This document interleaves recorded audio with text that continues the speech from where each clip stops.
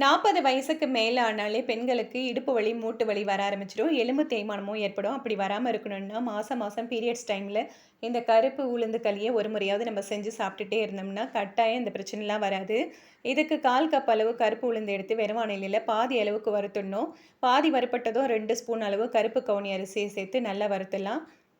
இத கொஞ்ச நேரம் ஆற விட்டுட்டு கொரப்பா அரைச்சு எடுத்துக்கணும். ஒரு பாத்திரத்தில 1 டம்ளர் அளவு தண்ணி விட்டு கொஞ்சமா உப்பு சேர்த்து தண்ணி நல்லா கொதிச்சதும் இந்த உளுந்து பொடிய சேர்த்து நல்லா கலந்து விட்டுடலாம். இது நல்லா கட்டியானதும் எந்த அளவுக்கு நமக்கு இனிப்பு வேணுமோ அந்த அளவுக்கு வெல்லம், கருப்பட்டி அப்படி இல்லைன்னா நாட்டு சர்க்கரை எது வேணாலும் கலந்துக்கலாம். இது போட்டு நல்லா கலந்து விட்டுருங்க. களி பதத்துக்கு வந்ததும் கொஞ்சமா நல்லெண்ணெய் விட்டு கலந்து விட்டுடணும். அடுப்ப ஆஃப் பண்ணிடணும். நல்லெண்ணெய் விட்டு ரொம்ப நேரம் கொதிக்க விடக்கூடாது. இத நல்லா களி மாரி உருட்டிட்டு நடுவுல குழி பண்ணி அதில நாட்டு சக்கு நல்லெண்ணெய விட்டு சாப்பிடணும். அப்பதான் ஃபுல் ஸ்ட்ரென்த் கிடைக்கும்.